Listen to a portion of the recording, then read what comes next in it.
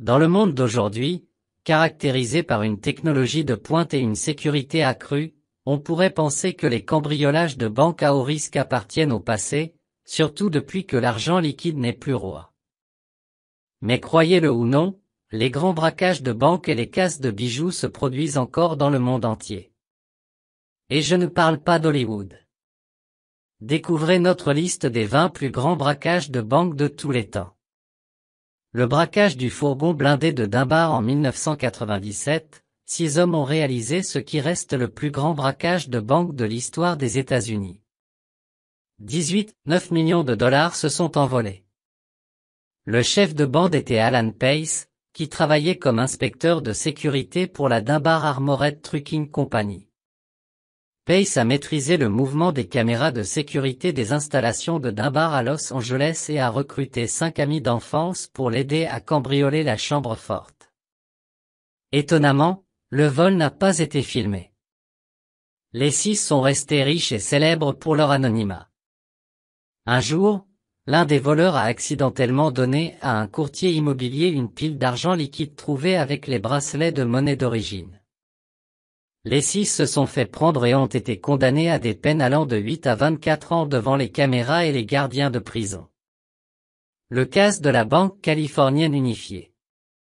En 1972, Émile DeCino, un criminel professionnel de l'Ohio, a réuni une équipe de 6 voleurs et les a emmenés en Californie. Ils louent une maison de ville et planifient un hold-up sur une Bank of America où ils ont entendu dire que le président Richard Nixon gardait une caisse noire de plusieurs millions de dollars. Le fait intéressant est que l'équipe s'est introduite à la dynamite dans la chambre forte, a volé 9 millions de dollars en espèces et en diamants, et s'est enfuie. Une fois de plus, cette bande s'en est tirée à bon compte pendant un certain temps, jusqu'à ce qu'un problème d'hygiène les fasse sortir de l'ombre. Le FBI a retrouvé la maison qu'ils avaient louée. Tout était propre, à l'exception de quelques assiettes dans le lave-vaisselle. Le braquage de la British Bank of the Middle East. En 1976, alors que le Liban était en pleine guerre civile, un groupe de braqueurs de banques a décidé de profiter du chaos. Lors de l'un des plus grands braquages de tous les temps, le groupe a utilisé des explosifs pour percer le mur d'une église catholique et pénétrer dans la British Bank of the Middle East voisine. Ils ont fait appel à des serruriers professionnels pour ouvrir les coffres et se sont emparés de lingots d'or, de devises libanaises et étrangères, d'actions et de bijoux d'une valeur comprise entre 20 et 50 millions d'euros. Le butin n'a pas été retrouvé et personne n'a été arrêté. Le braquage de la Banque du Nord la semaine précédant Noël 2004, des braqueurs de Belfast, en Irlande du Nord, se sont déguisés en policiers et sont entrés dans les maisons de 2 directeurs de banque. Leurs familles ont été retenues en otage et les directeurs ont reçu l'ordre de se rendre au travail comme d'habitude le lendemain. À la fin de la journée de travail, les directeurs ont laissé les voleurs entrer dans la banque où ils ont dérobé 5 millions de livres sterling et d'autres devises étrangères, pour un total de 41 millions de dollars. Il s'agit du plus grand braquage de banque de l'histoire de l'Irlande, qui n'a toujours pas été élucidé. Le cambriolage de la Brinkmat. Le cambriolage de banque le plus célèbre de Grande-Bretagne a été réalisé de l'intérieur. Le matin du hold-up, en 1983, un agent de sécurité de la Brinkmat nommé Anthony Black a conduit un groupe de voleurs dans l'entrepôt de la société à l'aéroport d'Heathrow, à Londres.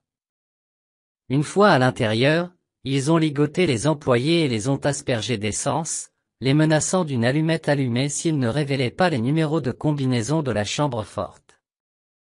Les voleurs pensaient qu'ils allaient dérober 3 millions en espèces.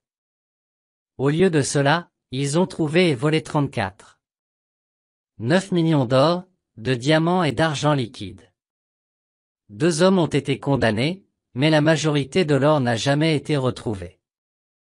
Le cambriolage de Banco Central en 2005, le cambriolage de Banco Central à Fortaleza, au Brésil, a été reconnu par le livre Guinness des records comme le plus grand cambriolage de banque au monde. Pour réaliser ce coup, un gang de 25 membres a mis en place une fausse entreprise d'aménagement paysager. Ils ont passé 3 mois à creuser un tunnel de 256 pieds qui menait jusqu'à la salle des coffres de la banque et la traversait. Une fois à l'intérieur, ils ont volé plusieurs conteneurs contenant 160 millions de réals brésiliens, soit 71,6 millions d'euros. Un porte-parole de la banque a déclaré que les risques étaient trop faibles pour justifier les primes d'assurance. Seules 8 personnes ont été arrêtées et 20 millions de réals seulement ont été récupérés. Le braquage du dépôt de Securitas, le plus grand braquage d'argent liquide de l'histoire de la Grande-Bretagne, a eu lieu en 2006 dans l'entrepôt d'une société de services de sécurité dans le Kent. Un homme de l'intérieur avait filmé l'intérieur de l'entrepôt Securitas Dépôt en préparation. Des hommes portant des masques élaborés ont ensuite kidnappé le directeur de la succursale et pris sa famille en otage. Malgré leur déguisement astucieux, certains des voleurs ont été arrêtés et le maquilleur qui avait conçu le masque est devenu un témoin clé dans l'affaire. Les malfaiteurs ont quitté le dépôt avec plus de 83 millions d'euros en espèces et ont abandonné 187 millions d'euros, uniquement parce qu'ils n'avaient pas la place de les prendre. Ils auraient pu prévenir quelqu'un, n'est-ce pas? Le vol de coffre-fort de Kingsbridge Valerio Vici, accompagné d'un assistant, est entré dans une banque et a demandé à louer un coffre-fort. Lorsqu'ils ont été conduits au coffre-fort, ils ont sorti des armes et ont maîtrisé le directeur de la banque et les gardes. Après avoir apposé un panneau de fermeture sur la porte de la banque, ils ont laissé entrer quelques amis, ont forcé autant de coffres que possible et se sont emparés de 97 millions d'euros en espèces et d'objets de valeur d'un montant inconnu. Vichy s'est enfui en Amérique du Sud, mais il a finalement été arrêté lorsqu'il est revenu en Angleterre pour expédier sa Ferrari à son nouveau domicile. Confiance ou stupidité? Faites-nous part de vos réflexions dans la section des commentaires. Le vol de la Dar es Salaam Bank à ce jour, peu de détails sont connus sur le vol de 282 millions d'euros à la Dar es Salaam Bank de Bagdad. On ne sait pas non plus pourquoi la banque disposait d'autant d'argent américain le matin du 11 juillet 2007. Le vol aurait été orchestré par plusieurs gardes de la banque. Le gouvernement soupçonne les voleurs d'avoir eu des contacts avec des policiers locaux et des milices, ce qui leur a permis de passer les nombreux points de contrôle de Bagdad sans se faire repérer. Le braquage de la Banque centrale d'Irak, la victime n'était autre que le dictateur irakien Saddam Hussein. Un jour avant le début de la guerre en Irak en 2003, il a envoyé 3 gros camions à la Banque centrale. Il a également envoyé son fils Xé avec une note manuscrite lui demandant de retirer près d'1 milliard de dollars pour se mettre à l'abri des ennemis. Chargés de compter les billets, les soldats américains ont pillé 920 millions. 35 militaires ont été arrêtés. Braquage de la banque de Chalambra, Inde. Le braquage de Chalambra, le 30 décembre 2007, a été mené par Vaniyam Purakal Joseph, alias Babu. Babu avait loué la devanture d'un restaurant vacant situé sous la banque du Kerala et prétendait rénover l'espace. Au cours d'un long week-end de vacances, l'équipe a percé le plancher de la salle des coffres de la banque et a utilisé des outils de découpe du verre pour ouvrir les coffres en fer. 67 000 $ et 80 kilos d'or les attendaient. Le tout évalué à 1,2 million de dollars. 2 mois plus tard, le caïd est arrêté. 80% du butin a été récupéré, et il a révélé ses complices et l'emplacement des 20% restants le plus grand casse de Bitcoin d'Islande. Fin 2017, un groupe de voleurs a réussi à s'introduire dans le centre de données d'Avania en Islande. Ils ont dérobé 550 ordinateurs contenant des bitcoins. Ils ont également emporté des accessoires d'une valeur d'environ 2 millions de dollars qu'ils utilisaient pour miner des bitcoins. Le groupe, dirigé par Sindri Thor Stephensen, avait orchestré 4 vols d'ordinateurs auparavant. 2 semaines après le cambriolage d'Advania, Stephensen et ses partenaires ont été arrêtés. Stephensen a brièvement réussi à s'évader de prison et à s'enfuir à Amsterdam, avant d'y être arrêté et extradé vers l'Islande pour y être jugé. Escrocs 419 Nigérians y sont aujourd'hui connus sous le nom d'escrocs 419 Nigérians ou de fraude 419. Cette bande de fraudeurs du monde entier élaborait des courriels de plus en plus crédibles et bien informés pour contraindre les destinataires à verser de l'argent par virement bancaire, par chèque ou par carte cadeau chargée. Les voleurs ont utilisé toute une série de techniques. Ils ont notamment inventé des relations romantiques avec leurs cibles, convaincu leurs victimes de recevoir et d'expédier des colis ou de retourner des marchandises, demandé à leurs contacts de déposer des chèques frauduleux, et ont eu d'autres idées astucieuses. Lorsqu'ils ont été découverts, les escrocs avaient déjà détourné 2,6 millions de dollars. Cette fraude se poursuit, il faut donc être vigilant. Vol de l'Agricultural Bank of China. 2 gérants de coffre-fort ont été inspirés et enhardis par le directeur de leur succursale, qui a volé 33 000 €, les a joués, a gagné un gros prix et a remboursé le coffre-fort sans incident. Ren Xiaofan et Ma Zejing ont été complices du plan et ont décidé de le reproduire à plus grande échelle. En mars et avril 2007, ils ont volé 5,4 millions d'euros à la banque et ont joué à des jeux d'argent. 4 millions à la banque et ont joué la quasi-totalité de la somme sur des billets de loterie. Malheureusement, la chance ne leur a pas souri. Ma a été arrêté à Pékin le 18 avril, et Ren a été retrouvé un jour plus tard à Liaojiang, une ville côtière de la province de Jingzhou. Le cas de Lumi Fargo, c'est l'histoire vraie qui se cache derrière Mastermind, le film de Zach Galifianakis. Il s'agit de l'un des plus grands braquages de banque de l'histoire des États-Unis. Il s'agit également d'un coup monté de l'intérieur, qui a commencé par une plaisanterie. David Gant travaillait comme gardien de chambre forte pour Lumi Fargo. Ce qui est étonnant, c'est qu'il a décidé de mettre sa blague à exécution à la fin de son service, le 4 octobre 1997. Gant a chargé une camionnette avec 9 millions et s'enfuit au Mexique. Son complice, Steve Chambers, un ami d'enfance, l'a aidé pour la logistique. Ils auraient pu s'en tirer s'il n'y avait pas eu les signes révélateurs de Chambers, à savoir l'amélioration du style de vie et les pots de vin.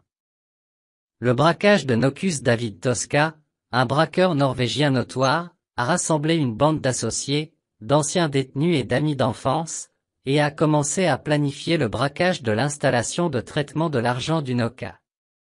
Afin de retarder l'intervention de la police, des grenades fumigènes, un camion en feu et des pneus cloutés ont été placés à des endroits stratégiques autour du quartier général de la police. Le gang s'est enfui avec 13,5 millions d'euros en différentes devises. Les 13 hommes ont été arrêtés, reconnus coupables et condamnés à un total de 181 ans de prison le 10 mars 2006.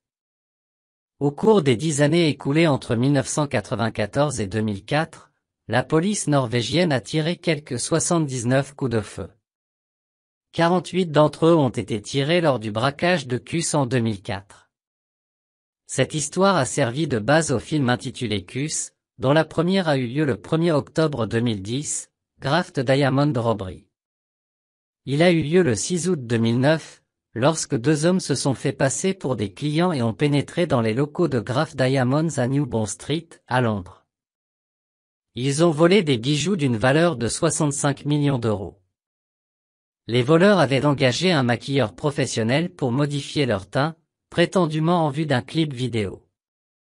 Les hommes déguisés ont ensuite pris un taxi pour se rendre au magasin vers l'heure de fermeture et ont ordonné aux vendeurs de remplir les valises qu'ils avaient apportées avec les 42 bijoux exposés. Ils ont quitté le magasin et ont changé 3 fois de véhicule en tirant en l'air pour détourner la voiture suivante. Malheureusement, l'une des voitures volées a percuté un taxi et leur téléphone portable jetable est resté coincé dans le siège. Le téléphone a été utilisé pour retrouver et arrêter le cerveau, Amon Kézé et d'autres personnes. Aucun des bijoux n'a été retrouvé. Grand braquage de train. Le vol de 3,4 millions d'euros ne semble pas énorme, mais c'était beaucoup d'argent en 1963, lorsque des voleurs ont dérobé des sacs postaux dans un train de la Royal Mail en Angleterre. L'histoire de ce vol est entrée dans l'histoire britannique car il a été réalisé à l'aide d'une simple barre de métal. La plupart des 17 membres du gang ont été capturés et emprisonnés, mais Ronnie Biggs et Charles Wilson se sont échappés. Tout le monde est suspect, comme vous le verrez par la suite. Ferdinand Marcos. L'ancien président des Philippines Ferdinand Marcos était un homme cupide. On pense généralement qu'il s'est emparé de 5 à 10 milliards de dollars par le biais de prêts gouvernementaux, de pots de vin, de détournement de fonds, de prise de contrôle d'entreprises privées et de vols purs et simples. Les recettes ont été placées sur des comptes bancaires à l'étranger et investies dans l'immobilier aux États-Unis. Il a été renversé par des manifestations massives et est mort en exil à Hawaï en 1989. À ce jour, les autorités ont récupéré plus de 4 milliards de dollars d'actifs. Lequel de ces plus grands braquages de banque vous a le plus choqué? Connaissez-vous d'autres incidents de ce type?